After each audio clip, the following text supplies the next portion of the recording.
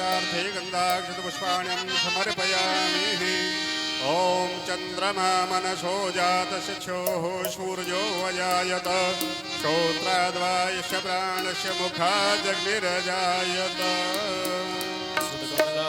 कुचुमण्डल धृतकुण्डले कलित ललित बनमाल जय जय देव हरे। मन मंडल वंदन भव खंडने मुनिजन मानस हंस जय जय देव हरे। काली अभिषेधर गंजन जन रंजने यदुकुल नलन दिनेश जय जय देव हरे। मधुमुर नरक विनाशन करुणासन सुरकुल के निदान जय जय देव हरे। कमल कमल लोचन भव मोचन त्रिभुवन भुवन निदान जय जय देव हरे। जनक सुता भूषण जित दूषण समर समित दस कंठ जय जय देव हरे। अभिनव जलधर सुंदर नृत मंदरे श्रीमुख चंद्र चकोर जय जय देव हरे। श्री राधा चंद्र चकोर जय जय देव हरे। तव चरणे प्रणितावयं इति भावये गुरुकुशलं प्रणतेषु जय जय देव हरे। श्री जय कवेरिदं गुरुते मुदं मंगलमोज्ज्वल गीतं जय जय देव जय देव हरे जय देव हरे जय देव हरे। ॐ हरार्तिकं जलं जलेन शुद्धिलीकरणं पुष्पे देवादिवन्दनम् आयो आरोग्य आत्मा विवन्दनं मन्त्रपुष्पाञ्जलिम्। ॐ जजनेन जगमय जन्त देवास्तानि धर्माणि प्रथमान्यासन्न ते अनाकं महिमानः सचन्द्रचित्रपूर्वैषाद्यः सन्ति देवाः। हरिः ॐ एकदन्ताय विद्महे वक्रतुण्डाय धीमहि तन्नो दन्ति प्रचोदयात्। हरिः ॐ गणायम्बिकायै च विद्महे कर्मसिद्ध्यै च धीमहि तन्नो गौरी प्रचोदयात्। हरिः ॐ नन्दनन्दनाय विद्महे यशोदानन्दनाय धीमहि तन्नो श्रीकृष्ण प्रचोदयात्। नानासुगन्धपुष्पाणि यथा कालोद्भवानि च पुष्पाञ्जलिर्मया दत्तग्रहाण परमेश्वरः। पुराणपुरुषोत्तमाय नमः मन्त्रपुष्पाञ्जलिं समर्पयामि। बोलिए भागवत भगवान की जय। श्री व्यास जी महाराज की जय। श्री सुखदेव जी महाराज की जय। श्री शीतला मैया की जय। सदगुरुदेव भगवान की जय। चंद्रहुआ सरकार की जय। जय जय श्री राधे श्याम। सभी भक्त अपने अपने स्थान पर विराजमान हो जाएं। भगवान की दिव्य कथाओं का रसास्वादन करें श्री महाराज जी के मुख से। जय श्री राधे जय श्री कृष्ण।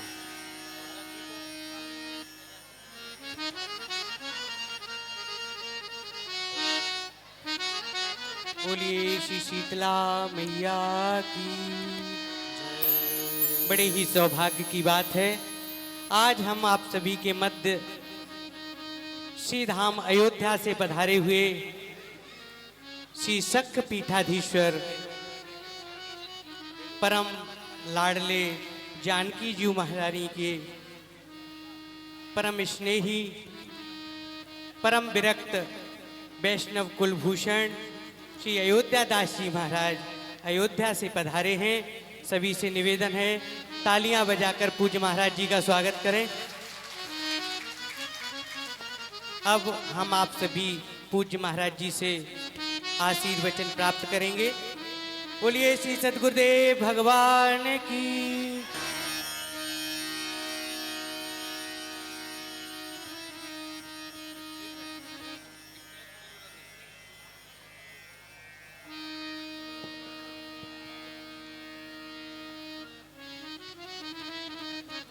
श्री राम जय राम।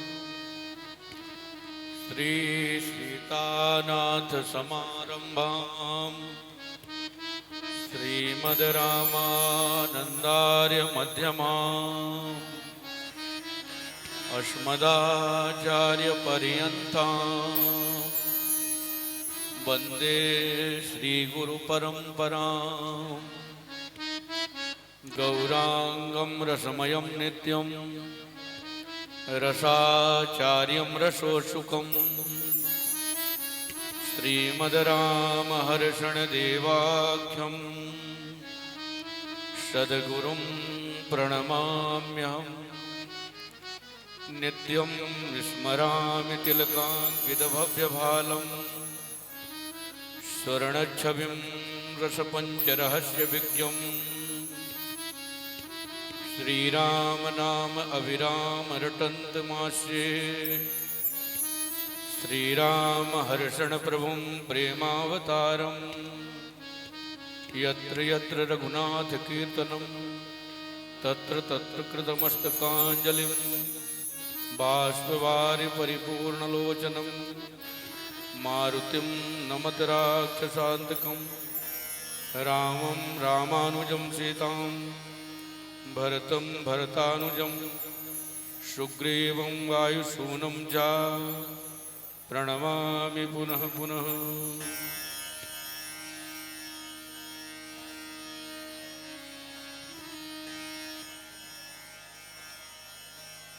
श्री बैठ जाओ भाई।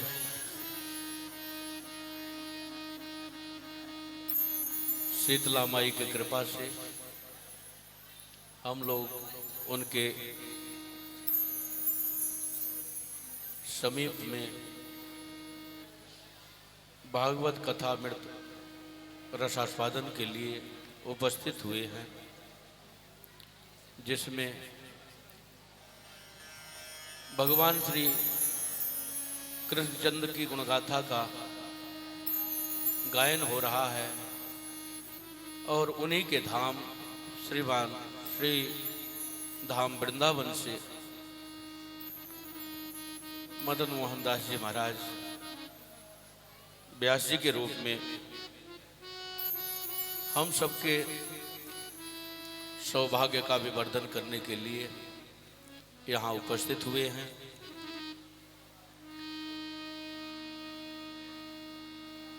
वृंदावन की कथा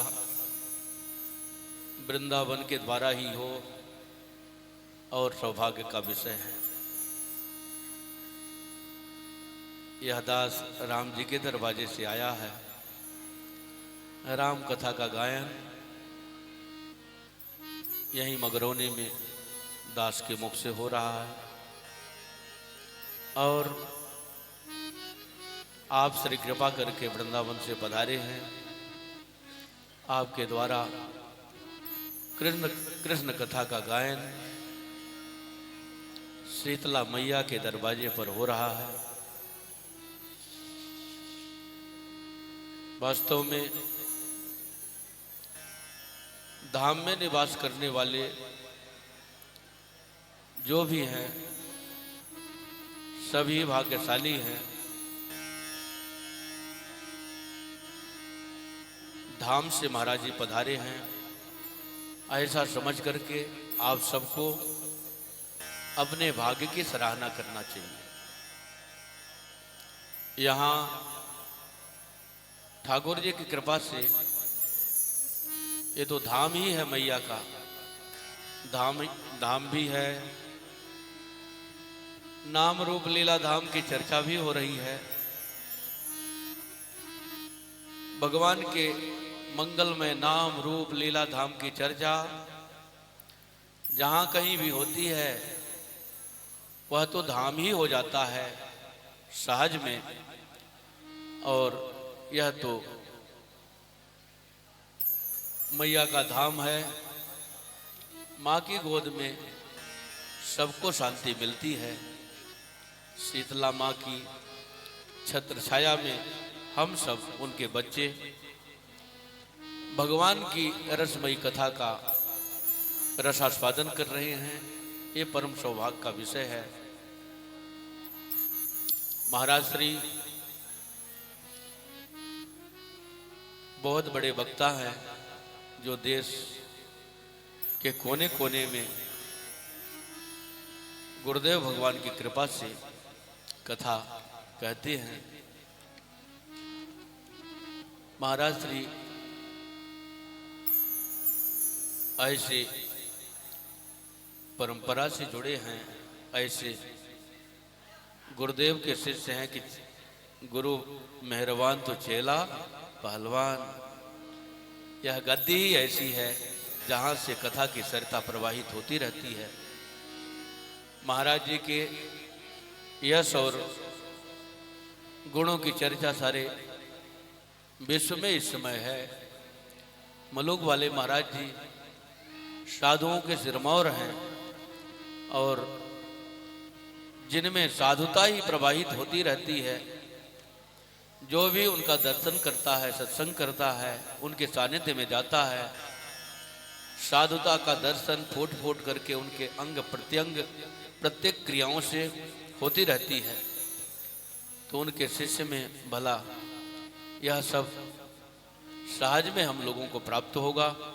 ऐसा सुंदर परिवार, ऐसी सुंदर सिद्धपीठ की कथा आप सबको प्राप्त हो रही है।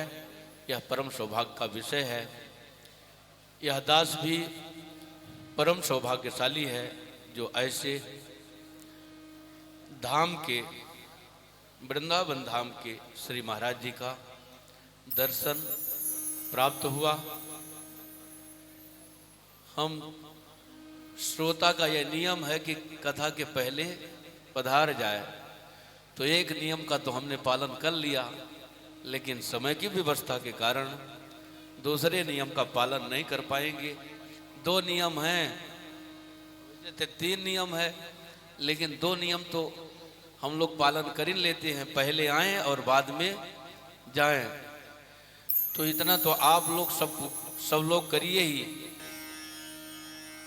यह दास तो नहीं कर पाएगा, लेकिन जो भी मेरी आवाज़ सुन रहे हैं, तो आप लोग जो कथा श्रवण करने के लिए आए हैं, तो पहले से आए हैं और कथा संपन्न होने के बाद आप लोग यहाँ से पधारें।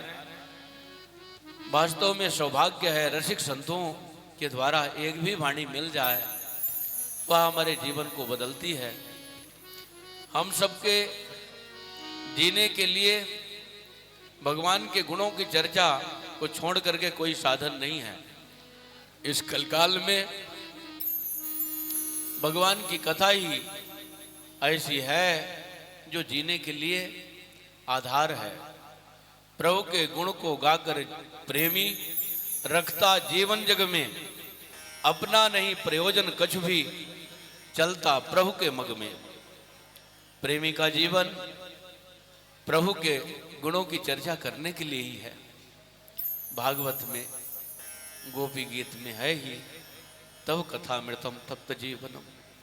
हम सब दैहिक दैविक भौतिक तापों से तपते हुए प्राणियों के लिए भगवान की कथा ही अमृत है, जो हम सबको अमृत प्रदान करती है, दिव्य जीवन प्रदान करती है।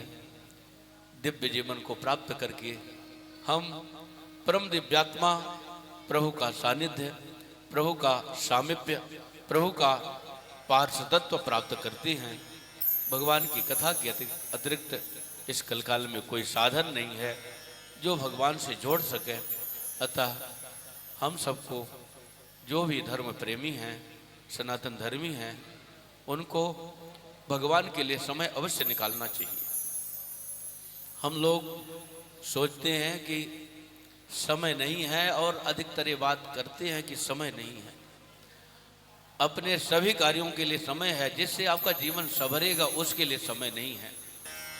हमने गर्भवास में संकल्प करके यही संकल्प लिया है कि मेरा जो भी समय होगा यहाँ से निकलने के बाद मैं भगवान को समर्पित करूँगा। हमारी जो भी उपलब्धि होगी ठाकुर जी के लिए होगी, लेकिन यहाँ आने के बाद मेरा तन, मेरा मन, मेरा धन संसार के लिए समर्पित है, प्रभु को समर्पित नहीं हो पाता। वास्तव में तन धन प्राण भले ही जावे, लेकिन तुम न जाहो से ना हो, प्रियतम तुम ही एक चाहो। तन चला जाए, धन चला जाए, प्राण चला जाए, सब कुछ चला जाए, लेकिन राम देत नहीं बंद को ताई। कल कथा में हम कह रहे थे राम जी न जाने पाए अपने जीवन से, क्योंकि उन्हीं के लिए मेरा जीवन ये है। जीव को तू हरिहेत बिचारे, संतन सीख सुनो सठ मनुआ, छन छन प्रभु सवारे। हमारे स्वामी जी ने लिखा है, हे अरे मेरे मन, तुम इस जीव को भगवान के लिए समझो। संतों की शिक्षा मान करके क्षण क्षण में प्रभु का चिंतन करो, उन्हीं की साथ संभार करो, उन्हीं की सेवा में लगे रहो। जब प्रभु की साथ संभार में तुम लगे रहोगे तो तुम्हारे जीवन को प्रभु प्रत्येक क्षण में तुम्हारे जीवन को संभारेंगे, तुम्हारे जीवन को अमृत बना देंगे, रसमय बना देंगे, सुखमय बना देंगे। तुम्हारे जीवन का जो है दुख चला जाएगा, दुख अशेष हो जाएंगे, केवल जीवन में सुख ही सुख बचेंगे। इसलिए हम लोग जो सबके शेषी हैं, ऐसे प्रभु का भजन करें। मेरे जीवन के सारे दुख अशेष हो जाएंगे, मैं शाश्वत सुख का अधिकारी हो जाऊंगा, आत्यांतिक दुख से निवृत्ति हो जाएगी और मेरा जीवन सनात हो जाएगा। अतः संतों के चरणों में प्रेम, उनके चरणों में अपना प्रणति, उनके चरणों में अपना स्नेह, उनके चरणों में अपना समर्पण, उनको अपना सर्वस्व मान करके जो भगवान का भजन करता है, वही वास्तव में बुद्धिमान है, विद्वान है और अपने जीवन के पहलुओं को समझ रहा है। अतः हम सबका परम सौभाग्य है कि महाराज श्री परम विरक्त, परम विद्वान, परम धैर्यवान और परम रसिक वक्ता हैं। आप लोग प्रेम से इनके वाणी का लाभ उठाएं। धन्य गरी जब कर सत्संगा, धन्य जन्म धिज भगत अभंगा। समय हमारा वही सार्थक है जिस समय सत्संग हो जाए, अपने जीवन के विषय में सोचने समझने का हमें अवसर प्राप्त हो जाए, वही समय हमारा सार्थक है। ठाकुर जी की कृपा से यह सुंदर सुअवसर प्राप्त है, इसका खूब लाभ उठाएं। श्री सीताराम जी महाराज की, श्री हनुमान जी महाराज की, सब संत भगवान की। मैं बारंबार श्री महाराज जी के चरणों में प्रणाम करता हूँ, सब संत भगवान के चरणों में प्रणाम करता हूँ और अपनी वाणी को विश्राम देता हूँ। मुझे सभा का सेवन करना नहीं आता है, ये तो पहले का काम है कि सबको प्रणाम करो, लेकिन सभा का सेवन मैंने कम किया है। ये तो गुरु जी की कृपा है कि मैं कुछ बोल ले रहा हूँ, मुझसे बोलना भी नहीं आता है।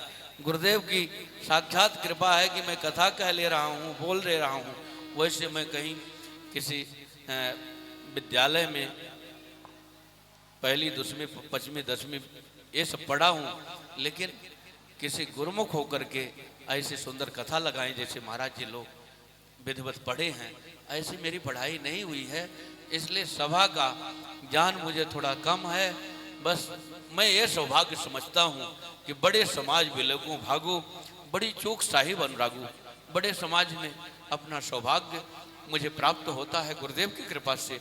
पीठ के कारण बड़े समाज में मुझे बोलने का और समझने का अवसर प्राप्त होता है। ऐसा सुंदर अवसर प्राप्त होता रहता है, इसी से मैं गदगद रहता हूँ।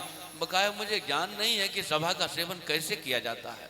इसलिए संतों के चरणों में बार बार क्षमा प्रार्थी हूँ मैं, मेरे से कुछ आता नहीं। बस गुरुजनों ने अपना लिया है, इसी को मैं अपने आप को इसी में फूला रहता हूँ कि मेरे जैसे अधम को संतों ने अपनाया है। इससे बड़ा क्या हो सकता है, इससे बड़ी उपलब्धि भी बड़ा संसार में कुछ होती है। श्री सद्गुरुदेव भगवान की।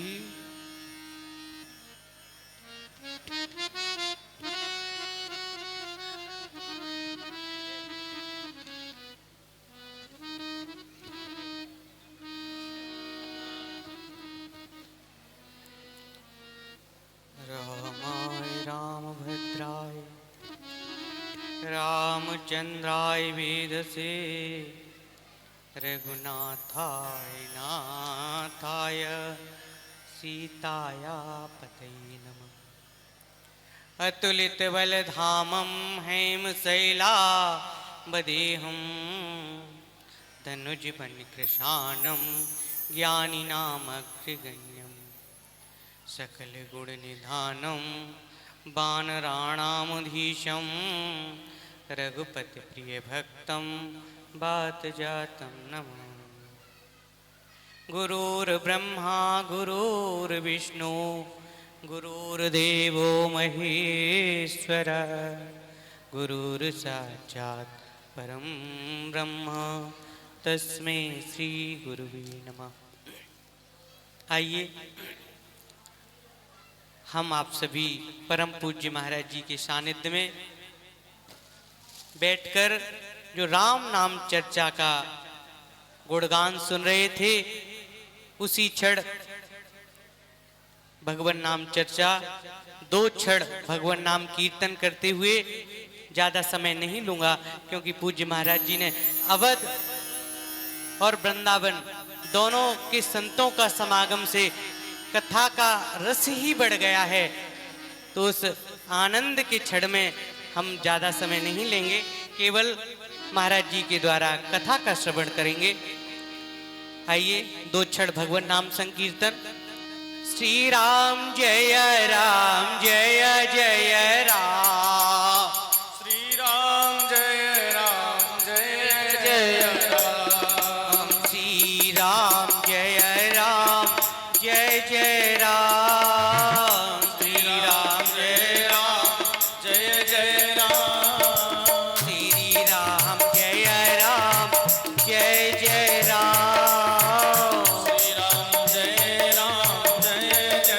राम, कौशल्या के प्यारे राम, कौशल्या के प्यारे राम, दशरथ राज दुलारे राम, दशरथ राज दुलारे राम, भक्तन के हितकारी राम, भक्तन के हितकारी राम, श्री राम जय जय राम, जय राम जय जय राम, श्री राम जय जय राम,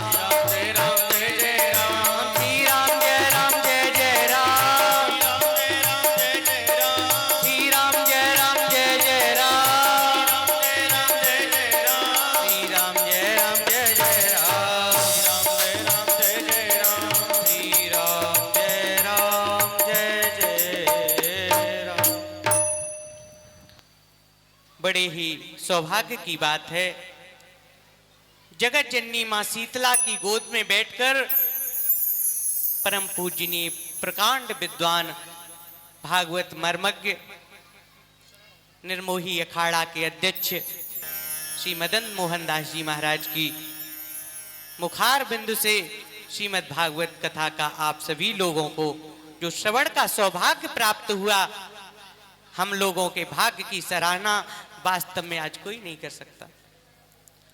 उसी कड़ी में परम पूज्य महाराज जी का दर्शन और हमारे वृंदावन से पधारे हुए परम पूज्य महामंडलेश्वर श्री लखनदास जी महाराज, श्री 1008 सीमेन ध्रुवदास जी महाराज, आप सभी को दर्शन भी दे रहे हैं।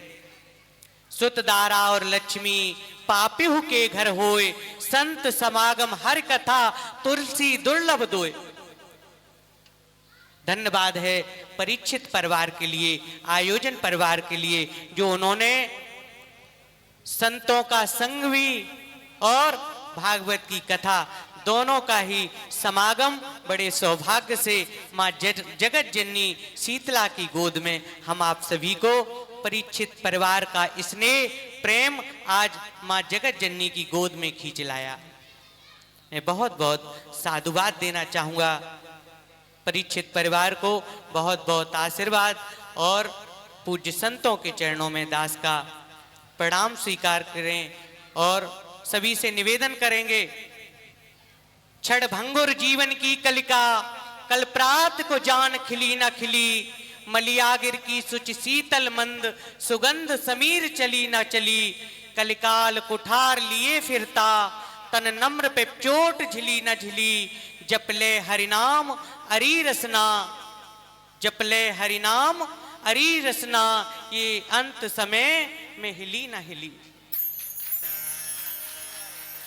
संतों का दर्शन, भगवत कथा चिंतन का सार एक ही है, व्यक्ति राम नाम रटे, राम राम जपे।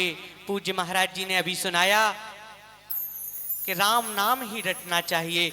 जिसके लिए समय नहीं है, जिसके लिए समय लेकर आए थे, आज उसी के लिए समय नहीं है। इसलिए प्रत्येक व्यक्ति को चाहिए भगवान नाम चिंतन करे, श्रवण करे, मनन करे और अपने जीवन को धन्य बनाए। बोलिए श्री हनुमान जी महाराज की, संत भगवान की। भैया परीक्षित परिवार सारी व्यवस्थाएं किए हुए है और आप देखो जय में भी बड़ी परेशानी है। जय है कितनी व्यवस्था से शीतला मैया की गोद में बैठे हो, जयकारा तो जोर से लगाओ। बोल शीतला मैया की, बोल पटिया वारे की, बोल हनुमान जी महाराज की, बोल संत भगवान की। जय जय श्री राधे।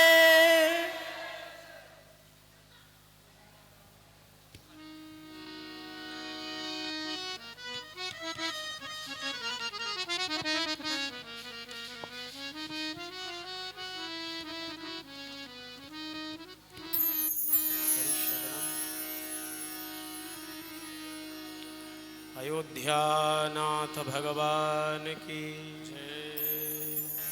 हम लोग बड़े भाग्यशाली हैं। हमारे भारतवर्ष की रामानंद संप्रदाय के महान प्रेमी संत भगवत स्वरूप सरकार के कृपा भाजन, उन्हीं की पीठ पर विराजमान परम श्रद्धेय पूज्य श्री स्वामी अयोध्यादास जी महाराज के द्वारा हम लोगों ने धाम नाम की महिमा सुनी। महापुरुषों की कृपा से ही संतों का दर्शन होता है।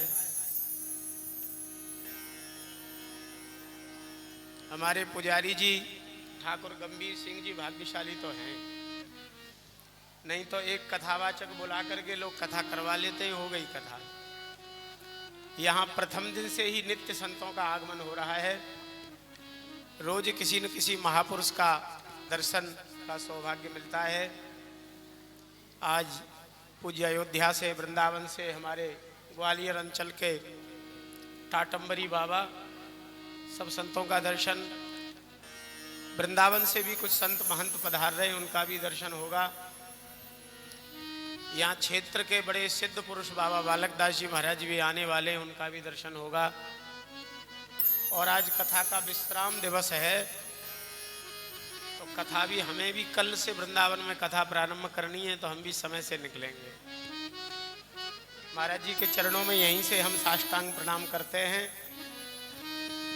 उनके सभी 7 वैष्णवों को प्रणाम करते हैं। तो महाराज जी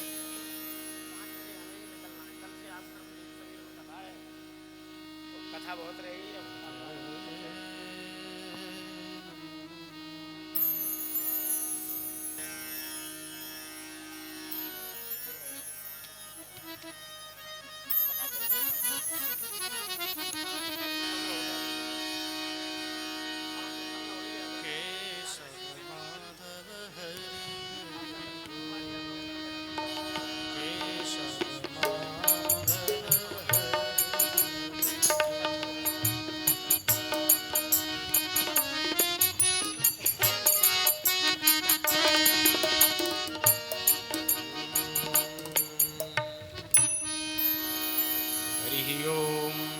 तत्सत्।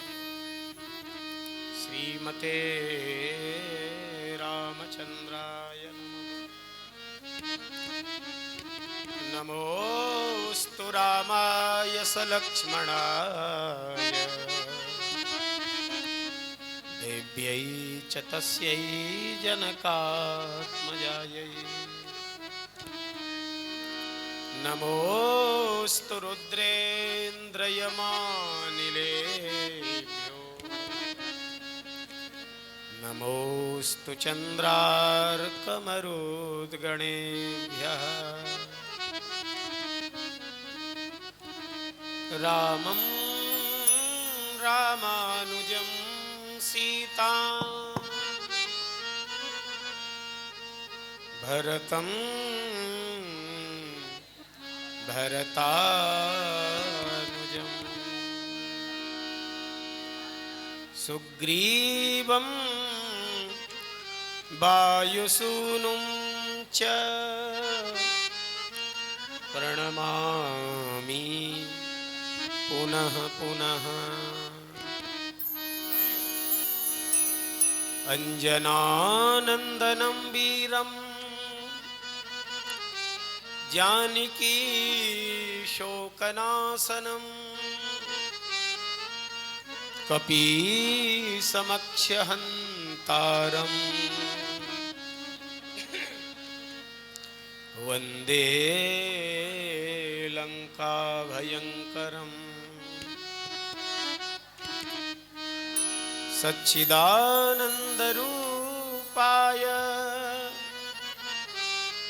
विश्वोत्पत्त्यादिहेतवे तापत्रयविनाशाय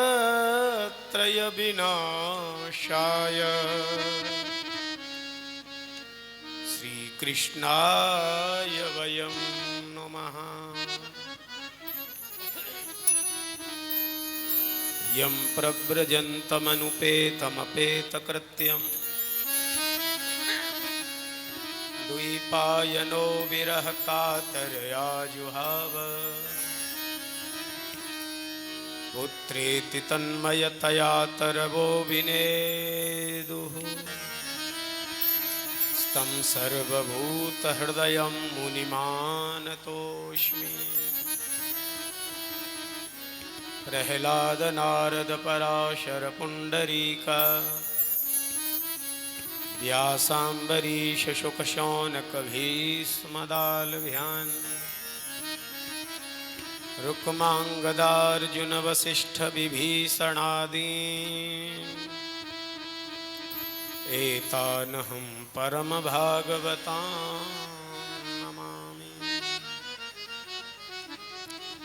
वाञ्छाकल्पतरुभ्यश्च कृपा सिन्धुभ्य एव च पतितानां पावनेभ्यो श्रीवैष्णवेभ्यो नमो नमः। भक्त भक्ति भगवंत गुरु चतुर्नाम वपु एक, इनके पद वंदन किए नाशे विघ्न अनेक। बोलो वृंदावन बिहारी लाल की, श्री गिरिराज महाराज की, श्रीमद्भागवत महापुराण की, वेदव्यास भगवान की, सुखदेव जी महाराज की, परीक्षित जी महाराज की, सूत सौनकादि ऋषीन की, शीतला मैया की, जगत गुरु श्रीमदाद्य रामानंदाचार्य भगवान की, सर्वसंत वैष्णव भगवान की जय। जय श्री सीताराम, जय जय श्री राधे श्याम, हर हर हर महादेव। श्री राधे राधे गोविंद गोविंद राधे, श्री राधे राधे गोविंद गोविंद राधे, श्री राधे राधे गोविंद गोविंद राधे, राधे राधे गोविंद गोविंद राधे, गोविंद राधे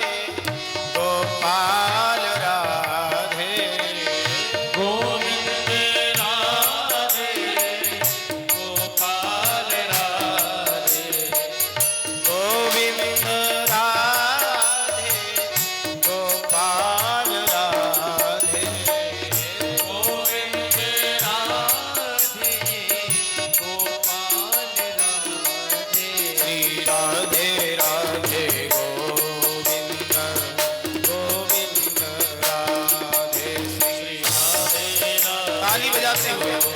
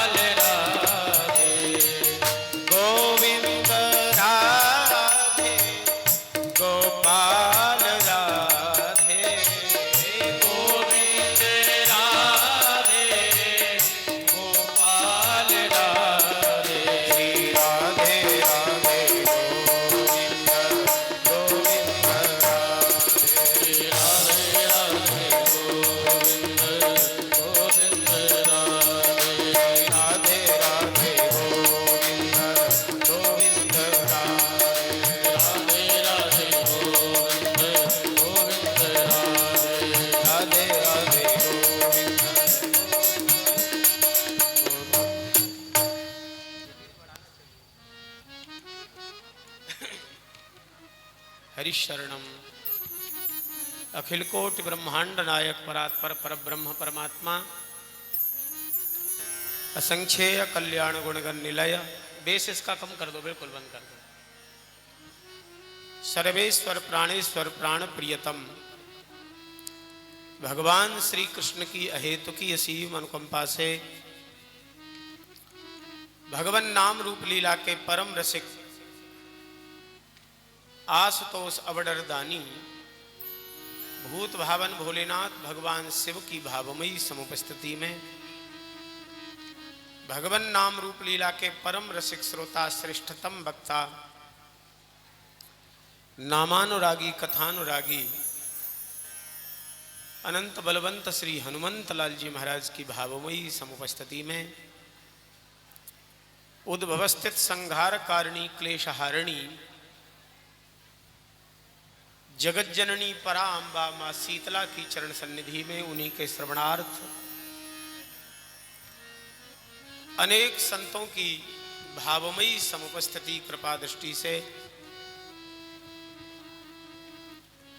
भक्त प्रवर ठाकुर श्री गंभीर सिंह जी के द्वारा आयोजित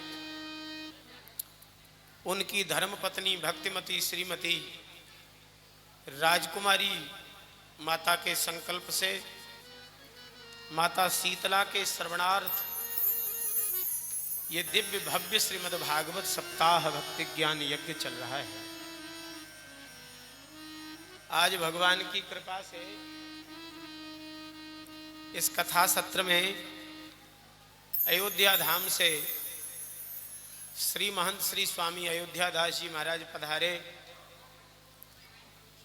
इस क्षेत्र के टाट के अंबर में लिपटे हुए महामंडलेश्वर श्री शिवराम दास जी महाराज भी पधारे और अनेक संतों की समुपस्थिति भई।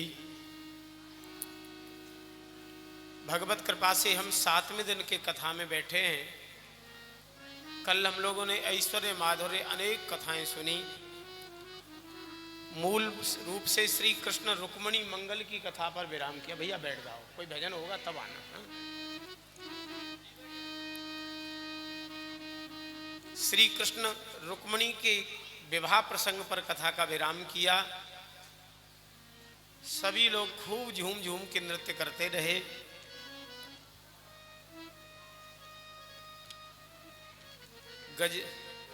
गजब कर डारोरी या कारी कामर वारे ने, हमारे पंडित जी के भजन ने गजब किया और पुजारी जी ने कारी कामर डाल करके खूब नृत्य किया। कभी कभी तारतम्य बैठ जाता है शब्द और दृश्य दोनों का। जो शब्द बोलता है वही दृश्य दिखता है। सभी लोगों ने, प्रेमियों ने, अच्छा नृत्य नहीं नृत्य हो रहा था। नृत्य और नृत्य में अंतर है। नृत्य का मतलब होता है खूब झूमे लोग, इधर नजर जाए माताओं की, इधर जाए भैयाओं पे। तो एक बार तो पहले लगा नृत्य हो रहा है, फिर हमें लगा कि ऐसा नृत्य कहीं नृत्य की कंपटीशन में झगड़ा न हो जाए। खूब कंपटीशन में ज्यादा से ज्यादा कौन कूद ले ऊंचे से ऊंचा। बढ़िया सब लोगों ने नृत्य किया। भगवान आनंद पूर्वक अपनी नित्य सिद्ध अधिकृता शक्ति भगवती रुक्मिणी के संग में द्वारका में विराजमान हुए। कामदेव श्री कृष्ण से बड़ा लज्जित हो गया था। कथानक को हम आगे बढ़ाएंगे क्योंकि कथा आज बहुत ज्यादा है, जाना बहुत दूर है, समय बहुत कम है। भगवान सुखदेव जी कहते हैं कामस्तु वासुदेवांसः दग्धः प्राग्रुद्रमन्युना देहोपपत्तये भूय स्तमेव प्रत्यपद्यत। कामदेव ही श्री कृष्ण के प्रथम पुत्र के रूप से जन्मे। सम्रासुर नाम के दैत्य ने उनको उठा करके समुद्र में फेंक दिया। मछली निकल गई, मछुआरों ने मछली को पकड़ के सम्रासुर के यहां पहुंचा दी। सुंदर सांवले सलोने बालक को देख करके कामदेव की पत्नी रति योग के प्रभाव से उनके विषय में जानना चाहा। समझ गई कि ये मेरे पति कामदेव और मैं इनकी पत्नी रति हूं। खेल ही खेल में शस्त्र और शास्त्र की विद्या में पारंगत किया। जब वो 16-17 साल के हो गए तो उनको तिरछी चितवन से देखा।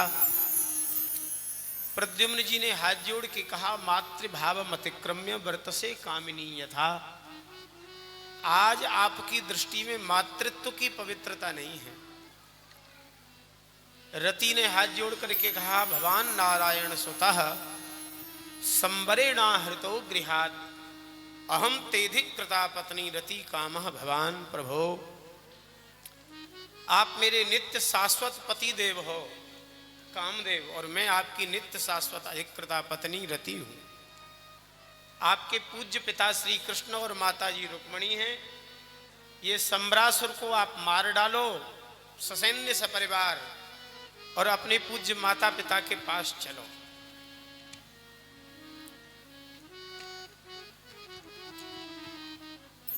प्रद्युम्न जी महाराज ने सम्रासुर का वध किया, द्वारका आ गए। बड़ा आनंद होने लग गया द्वारका में। सत्राजित नाम का एक व्यक्ति था, उसने श्री कृष्ण को मणि चोरी का कलंक लगा दिया। भगवान सूर्य से उसको स्मंतक मणि मिल गई थी 8 भार सोना देने वाली। भगवान ने उसके हित की बात कही, लेकिन उसने अपने भाई से कहा कि श्री कृष्ण ललचा गए मेरी मणि को देख के। प्रसेन घूमने फिरने निकल गया, शेर का शिकार करना चाह रहा था। शेर ने प्रसेन को ही मार दिया, सत्राजित के छोटे भाई को। शेर को जामवंत जी ने मार दिया, मणि छीन के अपनी गुफा में चले गए। जब 3 दिन हो गए सत्राजित का भाई नहीं लौटा तो सत्राजित ने अपनी पत्नी से कहा कि देवी मुझे शंका हो रही है श्री कृष्ण के ऊपर। मणि के लोभ में आकर के कहीं मेरे भाई को छुपा करके मणि तो नहीं छीन ली। मैं जा रहा हूं पता करने, किसी से कुछ कह मत देना। अच्छा इन माताओं से आप कुछ कहो और आशा रखो कि ये किसी से न कहे, ऐसा संभव है क्या? ये जब तक किसी से कह नहीं देंगी इनको चैन ही नहीं पड़ेगा। किसी बात को जल्दी प्रचार करवाने का मन हो तो इन माताओं के कान में डाल दो धीरे से। बहुत जल्दी बात का प्रचार करती हैं। इलेक्ट्रिक प्रिंट सब मीडिया इन माताओं से पीछे है। महिलाओं में बात फैलते हुए पुरुषों में फैली, भगवान के कान में गई, भगवान को पीड़ा हुई। प्रसेन की खोज में निकले तो प्रसेन मरा हुआ मिला, शेर मरा हुआ मिला। जामवंत जी की गुफा के दरवाजे पर भगवान पहुंचे, अस्त्र शस्त्र धारण किए। भगवान ने अकेले गुफा के भीतर प्रवेश किया। वही स्मंतक मणि से दासी बालक को खिला रही थी। भगवान को मणि मिल गई, बड़े प्रसन्न हो गए। वो जैसे ही दासी के सामने पहुंचे कि दासी भयभीत होकर के चिल्लाने लग गई। भगवान सुखदेव जी महाराज कहते हैं, परीक्षित, तम पूर्वम नरम दृष्ट्वा धात्री चुक्रोश भीतवत। भयभीत होकर के दासी चिल्लाई। जामवंत जी ने श्री कृष्ण को अपनी गुफा के ऊपर आक्रमण करने वाला कोई प्रतिद्वंदी राजा माना। आते ही भगवान के ऊपर मुक्के मुक्के का प्रहार करने लग गए। 27 दिन 27 रात्रि तक कुश्ती भई। 28वें दिन भगवान श्री कृष्ण ने जामवंत जी की छाती पर कस के मुक्का लगाया। जामवंत जी धड़ाम से गिरे और संभल करके खड़े होकर के बोले, जान गया महाराज, जान गया, मैं जान गया। भगवान ने कहा, कस के मुक्का लगा तभी जाने? अच्छा क्या जाने हो बताओ। जामवंत जी ने बड़ा सुंदर श्लोक बोला कि यसेथ दुत्कलितरो सकटाक्ष मोक्षैर वर्त्मादिशक्षवितन कृतमिंगलोभि सेतु कृतस्वयस उज्ज्वलिता च लंकाम् रक्षा शिरांसि भुवि पेतु शिरुक्षितानि। निश्चित ही मेरे प्रभु श्री राम हो सकते हैं आप, क्योंकि थोड़ी सी भौहें टेढ़ी करने पर समुद्र को कपाने वाले राम जी के अलावा कौन होगा। जिन्होंने समुद्र के ऊपर पुल बांध दिया, अतिकाय कंपन रावण कुंभकर्ण मेघनाथ का वध करने वाले मेरे प्रभु श्री राम हैं आप। हमारे आराध्य प्रभु ने कहा कि पहचान तो रहे हो, लेकिन इस समय राम जी नहीं, इस समय हम श्याम जी बन के पधारे हैं। जामवंत जी ने कहा, कब आप राम जी बन जाएं, कब आप श्याम जी बन जाओ, ये तो आपके ऊपर निर्भर है। भले ही आप श्याम जी हो, लेकिन मेरे लिए तो मेरे राम जी हो। गोस्वामी तुलसीदास जी श्री धाम वृंदावन में पधारे तो उन्होंने श्री कृष्ण से प्रार्थना की, महाराज मेरी रतिमती तो धनुषधारी रूप में बसी हुई है, तो आप धनुष्बाण ले लेते तो मुझे बड़ा अच्छा लगता। गोस्वामी तुलसीदास जी की प्रार्थना भगवान श्री कृष्ण ने मान ली। संतों में दोहा बड़ा प्रसिद्ध है, कित मुरली कित चंद्रिका कित गोपिन के साथ अपने जन के कारणे श्री कृष्ण भये रघुनाथ। भगवान ने गोपियां मुरली सब छुपा करके धनुष्बाण लेकर के मुरली वाले खड़े हो गए।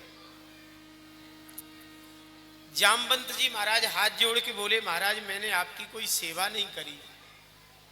भगवान ने कहा, जामवंत जी तुम्हारी जैसी सेवा तो तुम नहीं करी है, 28 दिन से मुक्का ही मुक्का मार रहे हो, ये सेवा ही तो है और क्या है। महाराज कैसे पधारे? भगवान ने कहा, मणि चोरी का कलंक लगा है, मणि तुम्हारे पास है, दो और जाएं। जामवंत जी ने कहा, एक नहीं दो मणि दूंगा, एक मेरी बेटी है, विवाह कर लो, मणि दहेज में ले लो। भगवान ने जामवंत महाराज की बेटी जामवती से विवाह किया। ये दूसरी पटरानी भई। सत्राजितन को भगवान ने बुला करके पूरा वृत्तांत सुना के मणि वापस करी। लज्जित हो गया सत्राजित, उस लज्जा से दूर होने के लिए अपनी भूलक्ष्मी की अंशभूत बेटी सत्यभामा श्री कृष्ण को ब्याह दी। तीसरी पटरानी भई। इसी बीच में सतधनवा सत्राजित का विवाद हो गया। सतधनवा ने सत्राजित को मार करके मणि छीन के चला गया। जाते समय अक्रूर जी ने डरा दिया, अक्रूर जी को मणि दे करके छुप गया। भगवान ने सुदर्शन चक्र से सतधनवा का वध किया। अक्रूर जी ने बनारस में जाकर के उस 8 भार सोना देने वाली मणि के सोने से यज्ञ किया। भगवान ने अक्रूर जी को बुला करके कहा कि श्रीमान जी, जिसके पास ये मणि गई उसी का इसने विनाश किया। ये सोना भले ही 8 भार रोज देती थी, लेकिन उपयोग किसी ने नहीं किया। तुमने इस सोना उगलने वाली मणि से सोना लेकर के दान पुण्य किया। इससे सिद्ध हो गया कि धन के पहले अधिकारी तुम हो। धन की 3 गति है, दान, भोग और नाश। उत्तम गति है सत्कर्म में लग जाए आपके हाथ से, और मध्यम गति है बढ़िया बढ़िया भोग लो उसको, और अंतिम तीसरी गति नाश तो होना ही होना है उसका। अच्छा, धनी मानी संसार में बहुत होते हैं, लेकिन उस धन का सदुपयोग नहीं कर पाते। लोग देख देख के जीते हैं, अब इतना हो गया, अब इतना हो गया, और बढ़ने दो, अब इतना हो गया, सब कुछ छोड़ करके चल देते हैं। और कई बार तो ज्यादा धन बच जाता है तो व्यक्ति की जन्म मृत्यु के झमेले को बिगाड़ देता है। मरते समय अगर सोना और धन याद रह गया तो धन की रक्षा के लिए सांप बनना पड़ता है। इसलिए भगवान कृपा करें, अपने रहते रहते ही पूरा धन सदुपयोग में लग जाए, और जिस दिन जाए तो एक मात्र श्री कृष्ण के अलावा चित्त दूसरे कहीं संसार की वस्तु व्यक्ति में लगे ही ना। लेकिन ये होगा जब जब इन श्री कृष्ण की और इनके नाम की कृपा हो। नहीं तो छोटी छोटी वस्तु में हम लोगों की आसक्ति हो जाती है और हमारा जन्म बिगड़ जाता है। अक्रूर जी महाराज ने वो मणि भगवान के चरणों में ही भेंट कर दी। भगवान ने वह मणि फिर से सत्यभामा जी को दे दी। अब सत्यभामा जी के पास 8 भार सोने देने वाली मणि आ गई। अब रोज 8 भार सोना उगले तो सोना की फिर कोई कमी तो रह नहीं गई। पहले तो सोने के बर्तन बनवाए, फिर सोना सोफाओं में और चौकियों में लगवाया, फिर दीवार पर सोना मढ़वाने लग गए। ये धन जब ज्यादा आता है व्यक्ति तो फिर ऐसे ही खर्च करता है। जो ज्यादा धनी मानी होते हैं ना, वो बने बनाए मकान को तोड़वा के दूसरा काम चालू करवा देते हैं। इंदौर में हमारी कथा बहुत होती है। एक इंदौर में, आपके ग्वालियर के इंदौर में जाके बस गए, उनका बड़ा काम धंधा फैल गया। आज से बता रहे हैं, कम से कम 25 साल पुरानी बात। उस समय उन्होंने 50-55 लाख रुपए लगा के कोठी बनाई, जमीन अलग। मुश्किल से 4-6 महीना रहे, किसी ने आके कहा ये नक्शा तो ठीक नहीं है। उस भले आदमी ने कोठी तोड़वा डाली और फिर दोबारा काम चालू कर दिया। क्यों? बोले महाराज देखने में अच्छा नहीं लग रहा था, मकान पुराना वाला नक्शा था, अब नए नक्शे से बनवा रहे हैं। तो ये धन जब व्यक्ति पर बढ़ता है तो उल्टे सीधे उलझुल काम करता है। भगवान की कृपा भाजन ही है जो अच्छे कामों में, सत्कर्मों में लगा है। संसार में 3 तरह के लोग होते हैं। कुछ धन का अभी उपयोग करते हैं, कुछ बाद के लिए आशा में रखते हैं। कुछ ऐसे होते हैं न अब और न जब, कभी के नहीं रहते। एक अकबर बीरबल की घटना सुना मैं आपको। अकबर ने बुद्धिमानी की परीक्षा लेने के लिए बीरबल को 3 चांदी के सिक्के दिए और कहा 1 रुपए की अब लाओ, 1 रुपए की जब लाओ और 1 रुपए की ना अब और जब लाओ। अकबर सोच रहा था कि बीरबल फेल हो जाएगा आज, मैंने नाम तो कुछ लिया नहीं है, कह दिया अब लाओ और जब लाओ और ना अब और जब लाओ। लेकिन बीरबल के ऊपर संतों की बड़ी कृपा। बीरबल थोड़ी देर में तो घूम फिर के लौट आए। अकबर ने कहा कि बीरबल अब ले आए? बोले हाँ हुजूर। कहाँ है? गरम गरम शुद्ध घी की जलेबी लाया था, सो हाजिर कर दी। बोले ये अब ले। अरे बोले ये तो जलेबी है, अब थोड़ी है। अरे बोले अभी खाओगे, अभी भूख बुझेगी, इसलिए इसका नाम अब है। जलेबी भले ही कहते रहो। तो कुछ लोग धन का उपयोग अभी के लिए खर्च कर देते हैं। तो बीरबल से कहा कि फिर जब, मैंने कहा था जब लाओ, जब कहाँ है? बोले जब तो भागवत में चढ़ा दिया 1 रुपए। अब भागवत में चढ़ाने के बाद अभी तो मिलेगा नहीं। जब तुम मरोगे तब जाओगे अपने अल्लाह ताला के यहाँ, तो जब मिलेगा, इसलिए उसका नाम तो जब ही मान लो। तो तीसरी कहा था कि ना 1 रुपए की अब और जब। बोले हुजूर वो तो वैश्या पे न्योछावर कर दिया मैंने, न वो अब रहा और न जब रहा, वो तो बेकार ही गया। तो इसी ढंग के लोग होते हैं, कुछ अब के लिए, कुछ जब के लिए, और कुछ दुर्भागी न अब के लिए और न जब के लिए जीते हैं। धन का सदुपयोग जो कर दे वही बुद्धिमान है। सत्यभामा जी को धनाभिमान हो गया कि मैं धन है मेरे पास में। एक विनती करें आप, ये भैयाओं को मैयाओं को अनुभव होगा, हम तो ऐसे ही बोल रहे हैं। इन माताएं अपने मायके से कुछ धन ले आवे ना तो बड़ा गौरव रहता है कि मेरे मायके का माल है। ये सच्ची बात है कि नहीं? ये सत्यभामा जी मायके से ही तो आई थी इनकी मणि, तो मन में अपने को कुछ समझती थी। भगवान की रानी पटरानियां तो बहुत थी, लेकिन ये अपने को सबसे विशेष समझें क्योंकि बड़े बाप की बेटी थी। भगवान इनके इस धनाभिमान को मिटाने के लिए एक दिन लीला कर दी। नारद जी महाराज आए, नारद जी से कहा गुरुजी ऐसी कोई कृपा करो प्रियतम श्री कृष्ण सदा पास में रहें। नारद जी ने कहा श्री कृष्ण का दान कर दो तुम्हारे पास रहेंगे, क्योंकि सतपात्र को दिया हुआ दान बढ़ता है। कैसे बढ़ता है सतपात्र को दिया हुआ दान? बोले राम जी के बाण के समान। अब आप कहोगे राम जी का बाण कैसे बढ़ता है?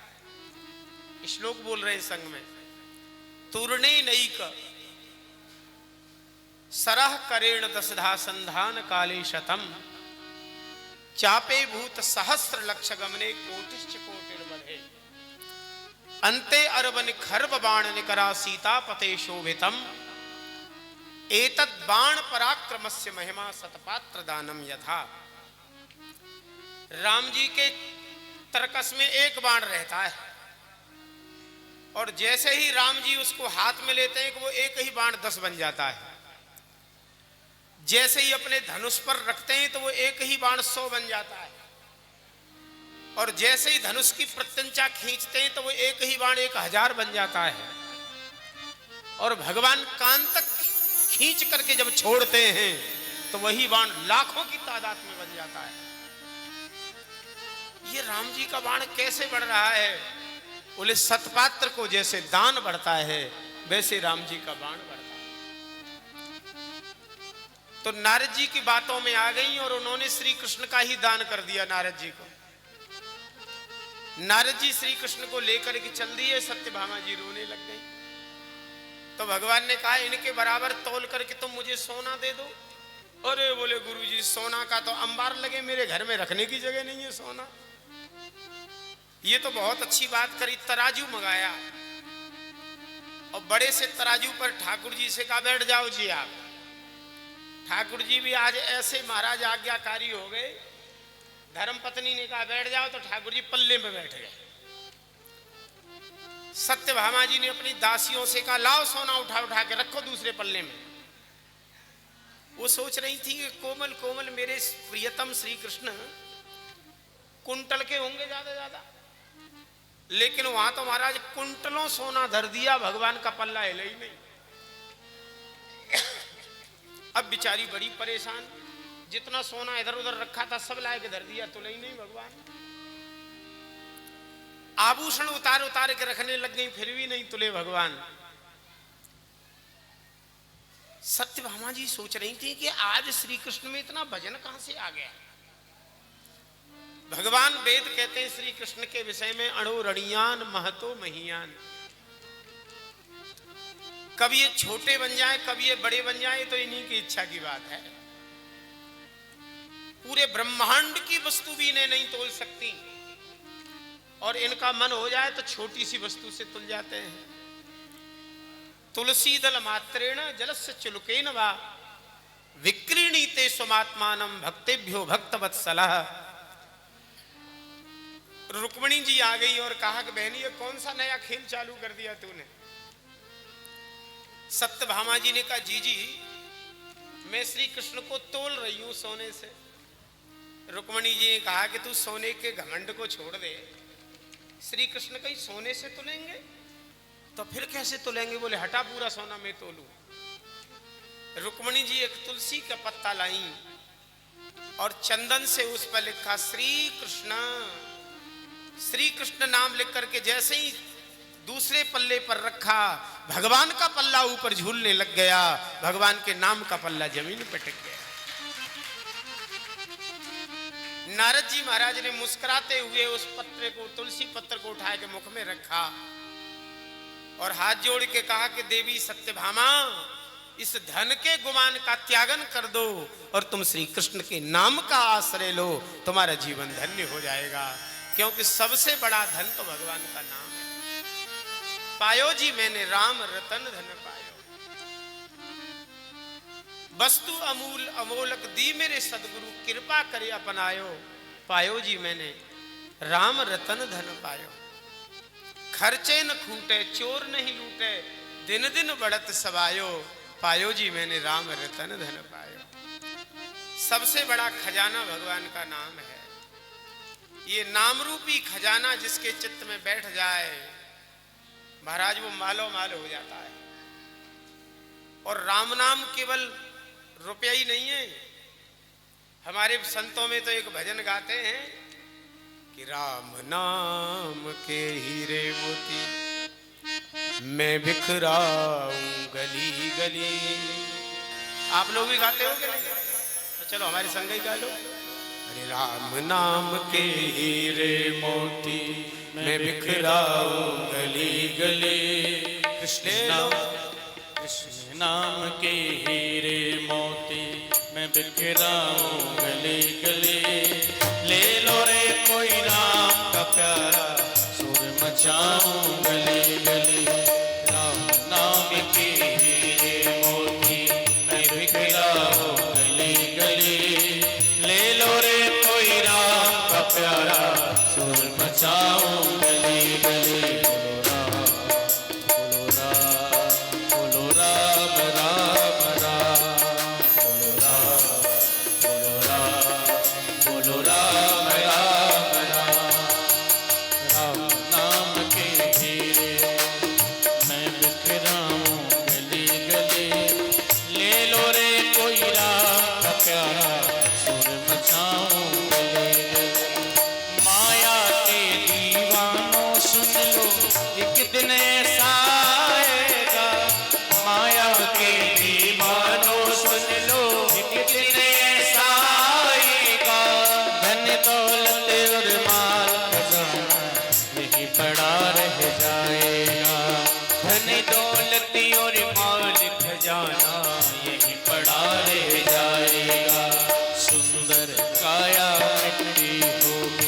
चर्चा होगी गली गली, सुंदर काया मिट्टी होगी, चर्चा होगी गली गली।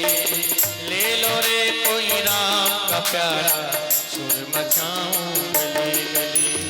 राम नाम के हीरे मोती मैं बिखराऊं गली गली। ले लो रे कोई राम का प्यारा, सुर मचाऊं गली गली।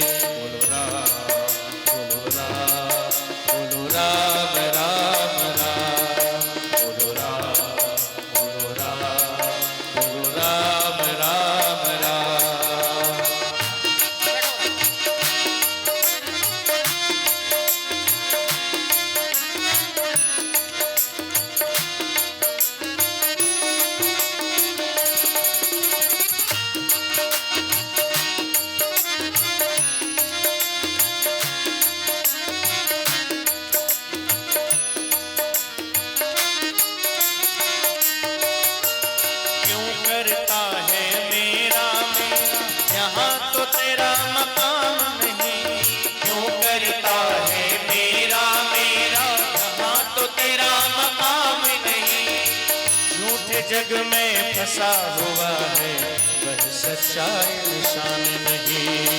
झूठे जग में फंसा हुआ है वह सच्चाई निशान नहीं। जग का मेला दो दिन का है, अंत में होगी चला चली। ले लो रे कोई राम का प्यारा, सुर मचाऊं गली गली। राम नाम के हीरे मोती मैं बिखराऊं गली गली। ले लो रे कोई राम का प्यारा, सुर मचाओ गली गली। बोलो राम बोलो राम राम राम। बोलो राम बोलो राम राम राम।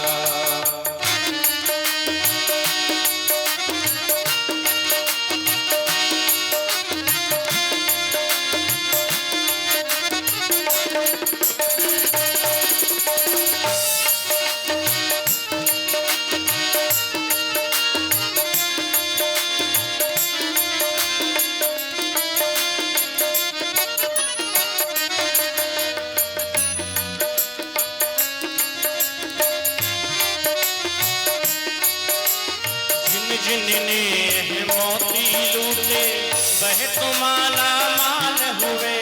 जिनने मोती लूटे वह तो माला माल हुए।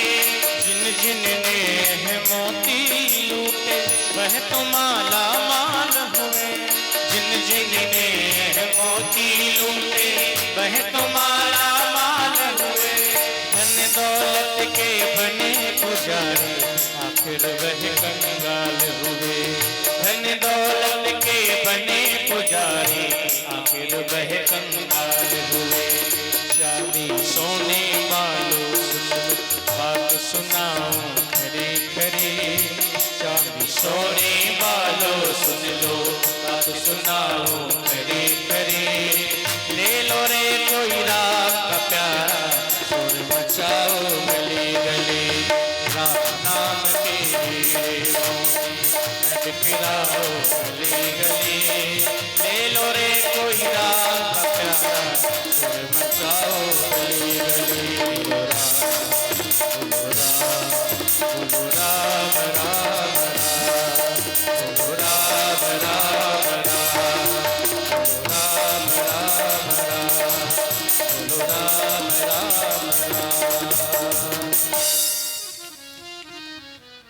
क्या सोना क्या चांदी क्या रुपया क्या पैसा, भगवान के नाम के सामने सब तुच्छ है।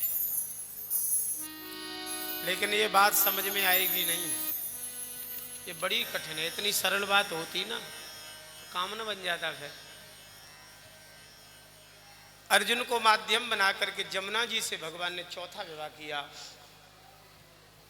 उज्जैन की राजकुमारी मित्रवृंदा जी से भगवान ने पांचवा विवाह किया।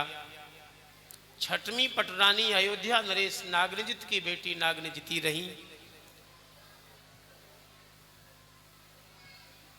सातवीं और आठवीं कश्मीर की राजकन्या और मद्रास की राजकन्या लक्ष्मणा और भद्रा को भगवान ने स्वीकार किया।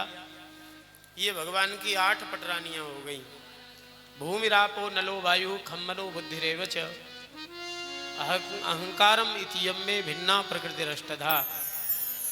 प्रकृति के ए भैया यहाँ बैठ के बात मत करो, उधर जाओ पीछे। या पंचायत करने बैठे हो क्या तुम?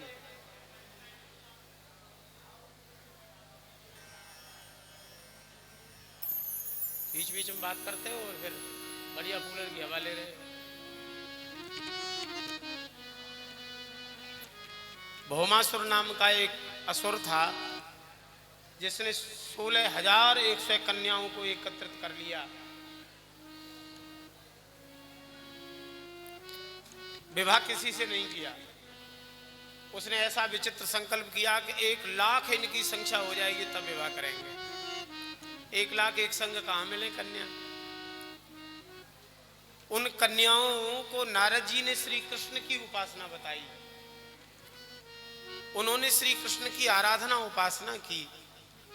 भगवान की जो भी उपासना आराधना किसी भाव से कहीं भी कैसे भी करे, भगवान की करुणा तो उसके ऊपर होती है।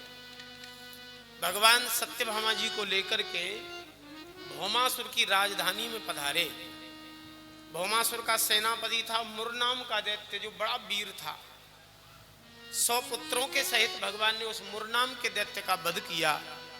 श्री कृष्ण का नाम पड़ा श्री कृष्ण मुरारी। मुर नाम के दैत्य के कारण ही मुरारी नाम है। भौमासुर हाथी पर बैठ के असुरों की सेना लेके आया। भगवान ने सेना के सहित भौमासुर का वध किया।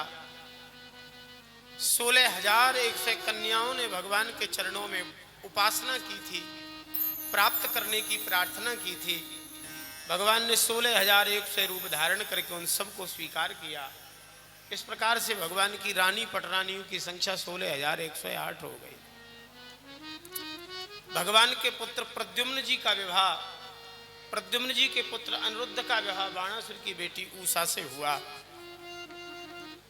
सांब का विवाह दुर्योधन की पुत्री लक्ष्मणा से हुआ। पौंड्रक नाम का अतिरथी महायोद्धा भगवान से युद्ध करने आया। भगवान ने उसका सपरिवार ससैन्य वध कर दिया। साल्व नाम के योद्धा का वध किया। दाऊ जी महाराज विचरण करते हुए ब्रज में आए। ब्रजवासियों को बड़ा सुकून मिला। तीर्थ यात्रा के क्रम में दाऊ जी चल पड़े। इधर पांडवों ने राजसूय यज्ञ किया। दिग्विजय यात्रा करने के लिए श्री कृष्ण को संग में लिया। उस समय भारतवर्ष के दुष्ट राजाओं की अगुवाई कर रहा था जरासंध। ये जरासंध भी बड़ा क्रूर राजा था। ये अचानक आक्रमण करता और राजा की संपत्ति, सेना सब अपने अधीन कर लेता और उनको बंदी बना करके जेल में पटक देता। धीरे धीरे 20,800 राजा इसने अपने अधीन कर लिए।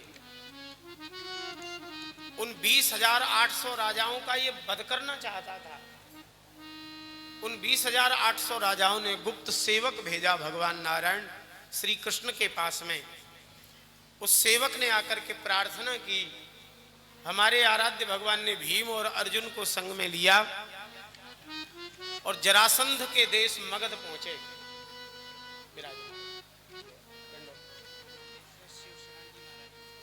विराज सब बाद में भूल जाएगा।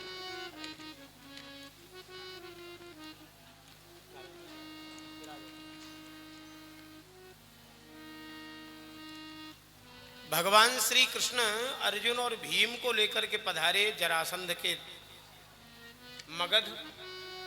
कल आप कथा में सुन रहे थे कि ब्राह्मणों की करुणा और कृपा से जरासंध एक बार विजयी हो गया। इसकी निष्ठा साधु ब्राह्मणों में बढ़ गई थी। ये नित्य ब्राह्मणों को कुछ न कुछ देता था। आज हमारे आराध्य प्रभु द्वारिकाधीश भी लांग लगा के धोती पहनी और एक दुपट्टा डाला। भगवान की चोटी भी बड़ी भारी है। भगवान की चोटी गऊ के खुर के समान बड़ी चोटी है। हमारे सनातन में चोटी की बड़ी महिमा है। बिना चोटी के कोई भी शुभ कृत्य नहीं होता है। ये पंडित जी लोग जब पूजन कराते हैं तो शिखा बंधन का मंत्र बोलते हैं। चिद्र रूपिण महामाये दिव्य तेजो समन्विते। अब चोटी ही नहीं होगी तो मंत्र ही मंत्र रहेगा केवल। शिखा विपीतस्य यत् करोति न तत्कृतम। बिना शिखा और सूत्र के कर्मकांड की क्रिया में अधिकार ही प्राप्त नहीं होता है। हमारे सनातन में वैष्णव सन्यास और कर्म सन्यास दो सन्यास हैं। तो एक सन्यासियों का जो शैव सन्यासी होते हैं वो सन्यास लेते हैं तो शिखा सूत्र दोनों का त्यागन कर देते हैं। उसके बाद फिर वो न संध्या करें न हवन करें, कुछ नहीं। क्योंकि कर्म का अधिकार ही शिखा और सूत्र वाले को होगा। किसी समय हिंदू मात्र चोटी रखता था। उसमें जाति से कोई लेना देना नहीं था। हिंदू है तो चोटी हो रहती थी। आज गजब की बात है कि कोई पंडिताई करने वाला पंडित चोटी रखे तो रखे, ब्राह्मण ही चोटी नहीं रख रहे। और अगर गृह युद्ध छिड़ गया ना तो गृह युद्ध में यही पता नहीं चलेगा कि कौन हमारा हिंदू भाई है, कौन हमारा हिंदू भाई नहीं है। कम से कम कुछ तो पहचान हमारी होए। आज इन चीजों पे कोई ध्यान ही नहीं दे रहा है। हमारे ठाकुर जी की बड़ी चोटी गैया के खुर के समान ऐसे दर्शनीय पंडित जी बन के गए कि जरासंध भी देखता रह गया। बड़ा ही असुर था। उसने सिर झुका के प्रणाम किया और कहा, पंडित जी ब्राह्मण बहुत देखे लेकिन आप जैसा सुंदर दिव्य ब्राह्मण पहली बार दर्शन हो रहा है। आज्ञा करो मैं आपको क्या दूं। लाखों गाय भी चाहोगे तो मैं दे दूंगा। हजारों एकड़ भूमि लेना चाहोगे गौशाला और गुरुकुल के लिए मैं प्रदान करूंगा। आप तो आज्ञा करें मैं आपको क्या दूं। भगवान ने कहा कि जरासंध जी हम न गैया का दान ले सकते हैं और न हम गुरुकुल के लिए भूमि ले सकते हैं। क्योंकि दान लेने का अधिकार केवल ब्राह्मण और साधु को ही दिया है। ब्राह्मण दान दे भी सकता है, दान ले भी सकता है, लेकिन वो ब्राह्मण दान लेने के बाद में भजन करेगा तो ही दान पचेगा ब्राह्मण को भी। ये संसारी का जो धन होता है ना, ये कामना युक्त धन होता है। हम साधु ब्राह्मणों के पास में भी आ जाए और भजन साधन जीवन में नहीं हो तो ये बुद्धि भ्रष्ट कर देता है हम लोगों को। एक सत्य घटना बताएं महंत जी आपको। एक राजा से जघन्य अपराध हुआ। उस राजा ने प्रायश्चित पूछा धर्मशास्त्र के मर्म के जानकारों से, तो धर्मशास्त्र के जानकारों ने उसको प्रायश्चित बताया कि तुम स्वर्ण तुला दान करो, अपना ही अपने शरीर को तौल करके उतना ही सोना दान दो, तुला दान। उस राजा ने अपनी सोने की मूर्ति बनवाई और घोषणा करा दी अपने राज्य भर में कि कोई पवित्र कुलीन ब्राह्मण आकर के मेरे बराबर भजन की सोने की मूर्ति को दान में स्वीकार कर ले। अब ब्राह्मण को दान लेने का अधिकार है, ब्राह्मण नहीं भी दान लेगा तो दान धर्म नष्ट हो जाएगा। हमने शास्त्री जी पढ़ा है, ब्राह्मण अगर दान की मना कर दे तो वो अपने धर्म से च्युत हो जाता है। ब्राह्मण को कोई निमंत्रण दे और वो निमंत्रण को मना कर दे तो ब्राह्मण धर्म से पतित हो जाता है। हाँ, वो शर्त रख सकता है कि भाई तुम्हारा दान तो लेंगे लेकिन इस विधि से दोगे तो, नहीं तो नहीं लेंगे। भोजन तो हम तुम्हारे यहाँ करेंगे लेकिन इस विधि से कराओगे तो। जैसे स्वामी राम सुखदास जी महाराज को कोई घर बुलाता था तो मने नहीं करते, बोले ठीक है आ जाएंगे, लेकिन भैया कुछ हमारे नियम है। क्या नियम है महाराज जी? बोले तुम्हारे किसी के भी परिवार में कोई भी व्यक्ति ने भ्रूण हत्या जैसा पाप किया होगा तो हम नहीं आएंगे। भ्रूण हत्या माने गर्भपात। तुम्हारे परिवार में किसी ने गाय अगर बेच दी होगी तो हम नहीं आएंगे। ऐसे 2-4 नियम बता देते, वो पालन ही नहीं हो पाता, जाने नहीं पड़ता महाराज को कहीं। ये तरीका है। बाकी साधु ब्राह्मण दान की सीधी सीधी मने नहीं कर सकता है। तो ब्राह्मण लोग दान लेने आते उस मूर्ति का, तो वो मूर्ति 2 उंगली दिखाती। मूर्ति तो जड़ होती है। अब 2 उंगली खड़ी करती, हाथ खड़ा करके 2 उंगली दिखाती, पंडित जी डर जाते, अरे भैया क्या आपत है, कोई दान लेने को तैयार नहीं। महाप्रभु श्रीमद वल्लभाचार्य जी महाराज दक्षिण की यात्रा करते हुए जा रहे थे। उन्होंने सुना हजारों ब्राह्मण दान लेने गए, लेकिन मूर्ति की घटना देख के, मूर्ति का इशारा देख के लौट जाते हैं। महाप्रभु वल्लभाचार्य जी भी गए, उनको देख करके भी मूर्ति ने 2 उंगली दिखाई। महाप्रभु वल्लभाचार्य जी ने 3 उंगली दिखाई। मूर्ति की उंगली नीचे हो गई, उन्होंने दान ले लिया और उसको सोने को तत्काल गलवा दिया और उसके छोटे छोटे टुकड़े कर करके ब्राह्मणों को पूरा का पूरा बांट दिया, अपने पास नहीं रखा बिल्कुल। एक ब्रज में कहावत है, दान में से दान दे, तीनों लोग जीत ले। ब्राह्मणों ने पूछा महाराज आप को देख करके इसने 2 उंगली और आपने 3 उंगली, इसका आशय क्या है, हमें समझाओ तो। महाप्रभु वल्लभाचार्य जी ने कहा, इस मूर्ति ने मुझे इशारे से पूछा था, तुम 2 काल भी अगर संध्या वंदन करते हो तो मुझे स्वीकार कर लो। मैंने उस मूर्ति से कहा तू 2 काल की बात कर रही है, मैं त्रिकाल संध्या करने वाला ब्राह्मण हूं। उसकी उंगली नीचे हो गई, मैंने दान ले लिया। तो दान लेना केवल ब्राह्मण के अधिकार में है। सहायता आप कर सकते हो अपने परिवारी जनों को, किसी को, लेकिन दान की संज्ञा में नहीं आएगा। आज वर्तमान में तो भैया 7 जात मांग रही है। लोटा में भांग नहीं घुरी है, कुएं में भांग घोर दी गई। हम जाति पाति की बात नहीं कर रहे हैं भैया, लेकिन जो दाता थे वो ग्रहीता हो गए। ये दुर्भाग्य है कलयुग का। भगवान ने कहा कि देखो हम ब्राह्मण के वेश में हैं, लेकिन ना भूमि लेंगे, न गैया लेंगे, न रुपया लेंगे, कुछ नहीं लेंगे। तो फिर क्यों आए हो मेरे सामने? मैं तो इस समय दान दे रहा हूं। और दान लेने वाले ब्राह्मणों की पंक्ति में आप भी खड़े हो, तो फिर क्यों खड़े हो? क्या लेना चाहते हो? भगवान श्री कृष्ण ने कहा युद्धम नो देहि राजेंद्र द्वंद्व सो यदि मनुष्य। हम तुमसे द्वंद्व युद्ध की भिक्षा मांग रहे हैं। कुश्ती चाहिए। बड़ी तेजी से ठहाका मार के हंसा, बोले पंडित जी हो ही नहीं सकते तुम। पंडित जी होते तो लड्डू कचौड़ी खीर रबड़ी की बात करते, मालपुआ की बात करते, वो झगड़ा की बात क्यों करें? बताओ अपना परिचय दो, कौन हो? भगवान ने कहा तो पहचान लो, मैं तुम्हारा वही पुराना प्रतिद्वंदी द्वारिकाधीश हूं, श्री कृष्ण। अरे बोले भगोड़े तुम?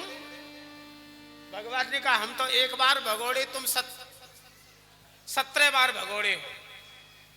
लेकिन 17 बार भगोड़े भाई वो भूल गए, हम एक बार भगोड़े हो गए वो याद रही।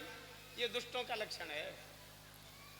और ये मेरे सखा प्राण प्यारे अर्जुन और ये बड़े भैया भीम हैं।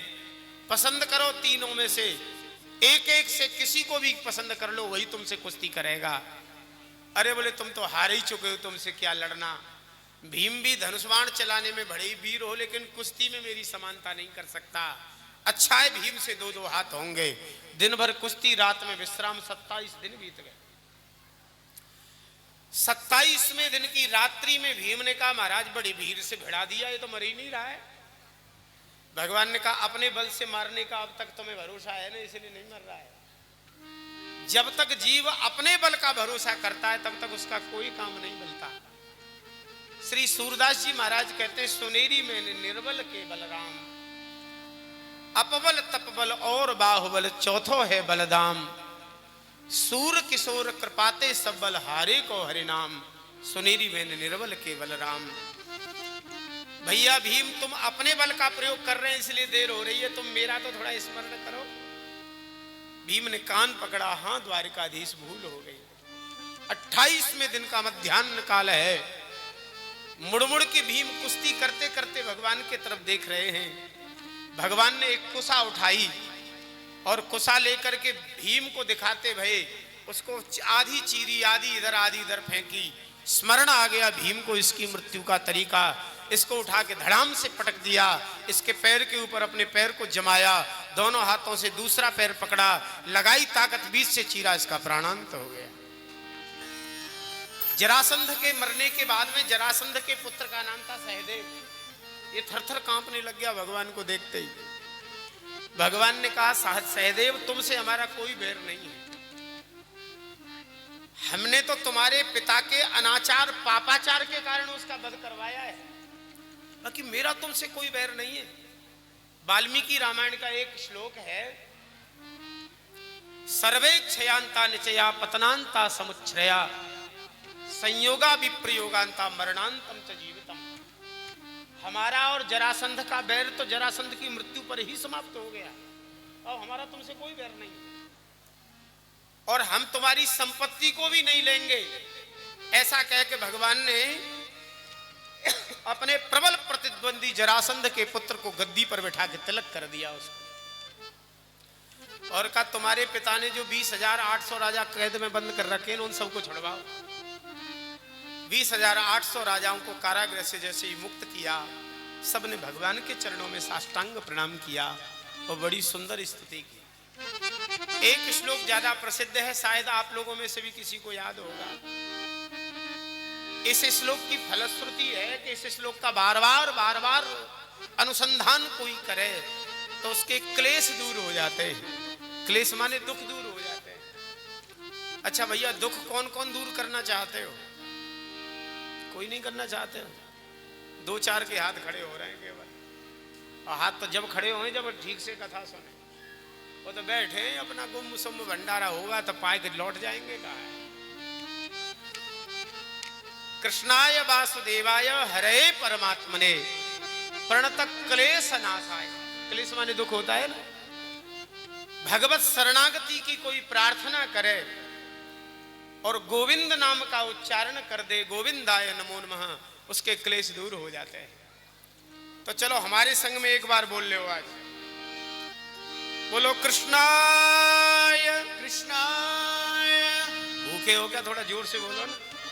बोलो कृष्णाय कृष्णाय वासुदेवाय वासुदेवाय हरये हरये परमात्मने हरये परमात्मने प्रणत क्लेश नाशाय प्रणतक्लेशनाशाय गोविंदाय नमो नमः। गोविंदाय नमो नमः। पूरा श्लोक याद नहीं हो तो अंतिम का चरण ही याद कर लो, गोविंदाय नमो नमः। जो गोविंद गोविंद बार बार बोलता है उसके क्लेश दूर हो जाते हैं। आदि पुराण का श्लोक हम बोल रहे हैं, यद गोविंदेत चुक्रोश कृष्णा माम दूरवासिनम ऋण में तत्प्रवृद्धम में हृदय नाप सरपति। जो एक बार भी गोविंद नाम बोल दे भगवान कहते मैं उसका कर्जदार हो जाता हूं। इसलिए चलते फिरते उठते बैठते खाते पीते सोते जागते हे गोविंद हे गोविंद हे गोविंद ऐसे बोलते रहो। अब राजसूय यज्ञ प्रारंभ हुआ। राजसूय यज्ञ में अलग अलग विभाग बंटना चालू हुआ। सबसे पहले रूठ करके किनारे खड़ा हो गया दुर्योधन। अच्छा, ये अच्छे शुभ कर्म होते हैं तो इसमें सबसे पहले अपने ही लोग रूठते हैं। कितने लोगों को तो मनाना पड़ता है। युधिष्ठिर जी उदास हो गए। द्वारिकाधीश प्रभु दुर्योधन नाराज होके जा रहा है, हमारे सगे ताऊ का बेटा है, यज्ञ में नहीं रहेगा तो चर्चा अच्छी नहीं जाएगी, संदेश अच्छा नहीं जाएगा। भगवान ने कहा हम मनाते हैं। भगवान द्वारिकाधीश ने पूछा दुर्योधन जी क्यों रूठ के जा रहे हो? तो बोले सबको अलग अलग विभाग बांट रहे हो, हम क्या झाड़ू लगाएंगे? भगवान का झाड़ू तो हम लगाएंगे, तुम नहीं लगाओगे। तुमको सबसे बढ़िया वाला विभाग हम देते हैं, रुपया पैसा वाला। हाँ जानते हैं, महापुरुषों को समय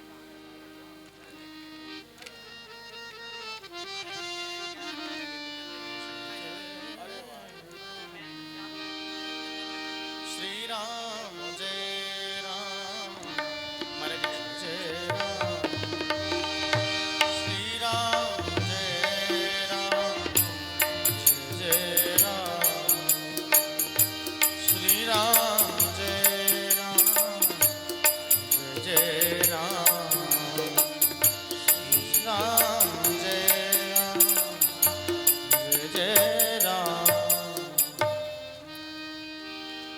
दुर्योधन को भगवान ने बहुत अच्छा वाला विभाग दिया, रुपया पैसे वाला। उसने सोचा अब चौपट हो जाएंगे ये पांडवों का यज्ञ। जिसको 100 देना है 1 जीरो बढ़ा के दूंगा मैं। लेकिन हमारे ठाकुर जी ने इसका हाथ देख लिया था कि ये किसी चीज को उठा के दे देगा तो चौगुना हो जाएगा।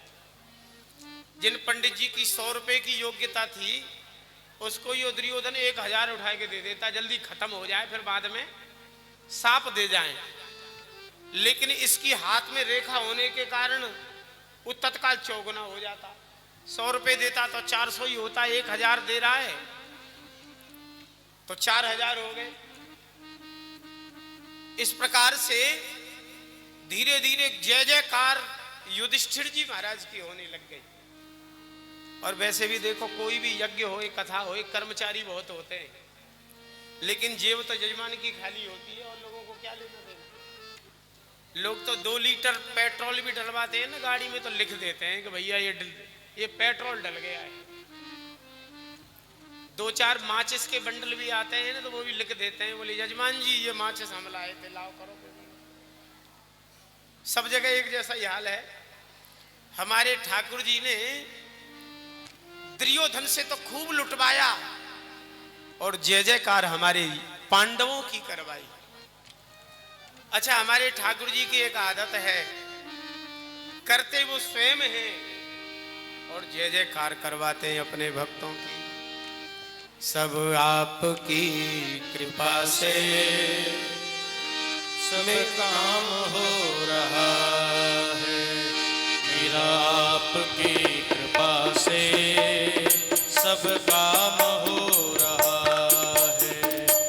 करते हो तुम कन्हैया, करते हो तुम कन्हैया, मेरा नाम हो रहा है, मेरा आपकी कृपा से सब काम हो रहा है, मेरा आपकी कृपा से सब काम हो रहा है।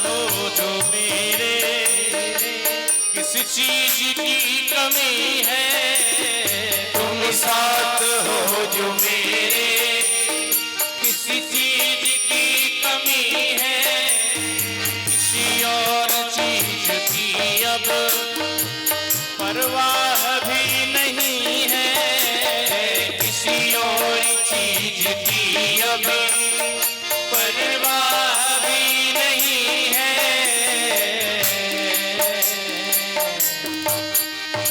तेरे नाम से गुलाब, तेरे नाम से गुलाब गुलबाग हो रहा है।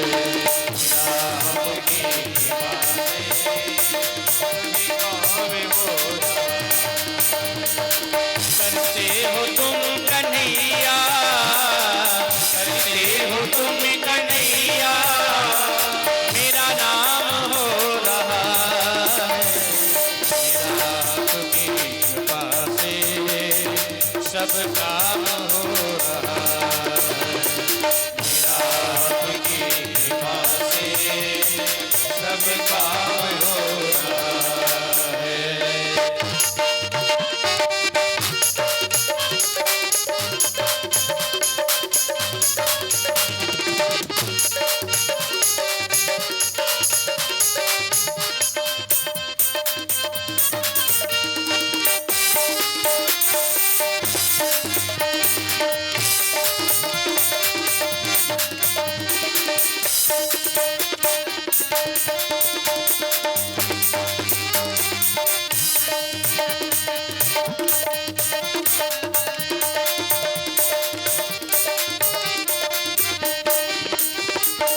मैं तो नहीं हूँ काबिल, तेरा पार कैसे पाऊं। मैं तो नहीं हूँ काबिल, तेरा पार कैसे पाऊं। कन्हैया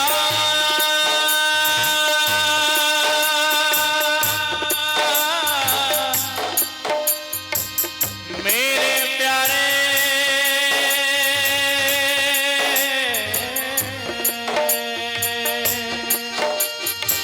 मैं तो नहीं हूँ काबिल, तेरा पार कैसे पाऊं। मैं तो नहीं हूँ काबिल, तेरा पार कैसे पाऊं। टूटी हुई वाणी से गुणगान कैसे गाऊं। टूटी हुई वाणी से गुणगान कैसे गाऊं।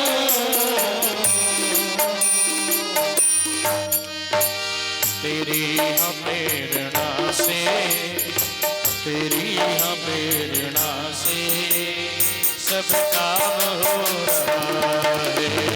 मेरा आपकी कृपा से सब काम हो रहा है। करते हो तुम कन्हैया, करते हो तुम कन्हैया, मेरा नाम हो रहा है। मेरा आपकी कृपा से सब काम हो रहा है। मेरा आपकी कृपा से सब काम हो रहा है।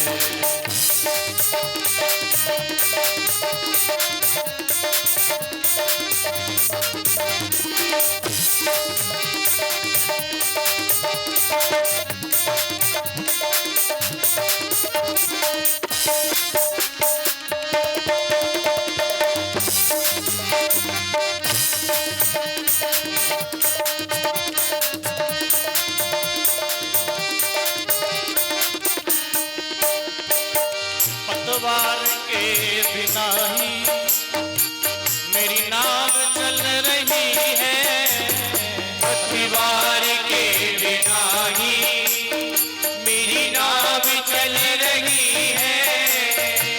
बिन मांगे कन्हैया हर चीज मिल रही है। बिन मांगे कन्हैया हर चीज मिल रही है। पतवार के बिना ही मेरी नाव चल रही है पतवार के बिना ही, मेरी नाव चली रही है बिन मांगे कन्हैया, हर चीज मिल रही है बिन मांगे कन्हैया, हर चीज मिल रही है, करता नहीं कुछ भी, करता नहीं हूँ कुछ भी, सब काम हो रहा है मेरा आपकी कृपा से, सब काम हो रहा है। करते हो तुम कन्हैया, करते हो तुम कन्हैया, मेरा नाम हो रहा है मेरा आपकी कृपा से, सब काम हो रहा है मेरा आपकी कृपा से, सब काम हो रहा है। करते हो तुम कन्हैया, करते हो तुम कन्हैया, मेरा नाम हो रहा है सब काम हो रहा है मेरा आपकी कृपा से, सब काम हो रहा है मेरा आपकी कृपा से, सब काम हो रहा है मेरा आपकी कृपा से, सब काम हो रहा है।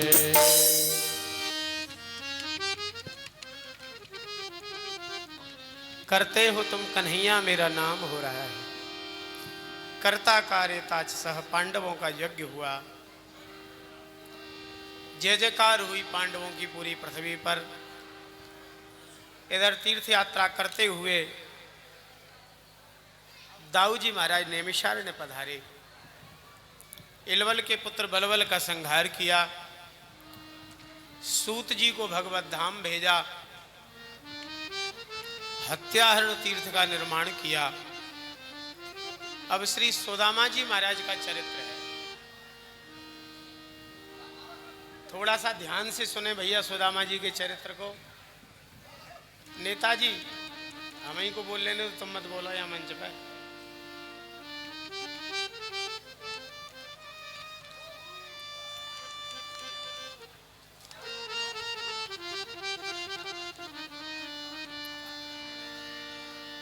अब एक भजन फिर होगा, फिर आ जाइए दोबारा, कोई बात नहीं। श्रीमद् भागवत महापुराण में सुदामा जी का चरित्र बड़ा अद्भुत है। कुछ भक्त ऐसे होते हैं जो भगवान की भक्ति करते हैं, कुछ भक्त ऐसे भी होते हैं जिनकी भक्ति भगवान करते हैं। सुदामा जी उन्हीं भक्तों की श्रेणी में जिनकी भक्ति भगवान कर रहे हैं। सुदामा जी महाराज का जब वर्णन करने लग गए सुखदेव जी, तो सूत जी कहते हैं, हे सोनकाद ऋषियों, एक बार तो सुदामा जी का स्मरण करके सुखदेव जी भाव सिंधु में डूब गए। सूत जी कहते निमग्न हृदयो ब्रवीत। इसलिए सुदामा जी महाराज के चरित्र में विशेषण ही विशेषण ज्यादा है। शास्त्र का नियम है विशेषणम पुरस्कृत्य विशेष्यम तदनंतरम। पहले व्यक्ति की विशेषता, बाद में विशेष्य का नाम। सुदामा जी महाराज के जब वर्णन करने लग गए सुखदेव जी, तो उनकी विशेषता ही विशेषताओं को गिनाने लग गए कि कृष्णस्यासीत् सखा कश्चित् ब्राह्मणो ब्रह्मवित्तमः विरक्तः इंद्रियार्थेषु प्रशांतात्मा जितेन्द्रियः। श्री कृष्ण के प्राण प्यारे सखा हैं। कश्चित शब्द का क्यों प्रयोग किया शास्त्री जी? कृष्णस्यासीत् सखा कश्चित। कश्चित का प्रयोग वहां होता है जहां बहुतों में से किसी एक का चुनाव करना हो, श्रेष्ठता। लाखों लाख भगवान के भक्त हो सकते हैं, लेकिन सुदामा जी जैसे अटपटे भक्त सुदामा ही। ब्राह्मण हैं, ब्राह्मणों